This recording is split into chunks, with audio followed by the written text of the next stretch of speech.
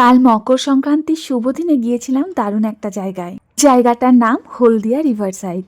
আর সামনে দিয়েই যে বিশাল বড় নদীটা বয়ে গেছে দেখতে পাচ্ছ, নদীটার নাম হলো হলদি নদী। হুগলি নদীর একটি উপনদী হলো এই হলদি নদী। মকর সংক্রান্তির দিন সূর্য ধনু রাশি ছেড়ে মকর রাশিতে প্রবেশ করে, আর সূর্যের এই গমনকেই বলা হয় সংক্রান্তি।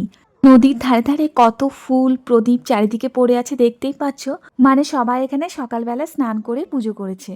আর এত শুভ দিনে যখন এখানে এসেছি তখন নদীর জল মাথায় না ঠেকালে হয়। আর ওকে পাঠিয়েছি দেখো জল নিয়ে আসার জন্য। জায়গাটা যেহেতু খুব স্লিপারি তাই আমরা আর নিচে নামিনি। নদীর ওই পারে আছে নন্দীগ্রাম, ওখানে আজ থেকে 3 দিন ধরে চলবে বিশাল বড় মেলা। ওই যে দূরে যে ভ্যাসেলটা আসছে ওটা ওই পার থেকেই আসছে। আজ ফেরিঘাটেও দেখলাম খুব ভিড়, সবাই টিকিট কেটে নদী পার করে মেলা দেখতে যাচ্ছে। আবার কেউ কেউ নদীর ধারে বসে বসে এই সুন্দর প্রাকৃতিক দৃশ্য অনুভব করছে। আমরাও হচ্ছি কিন্তু সেই দলে।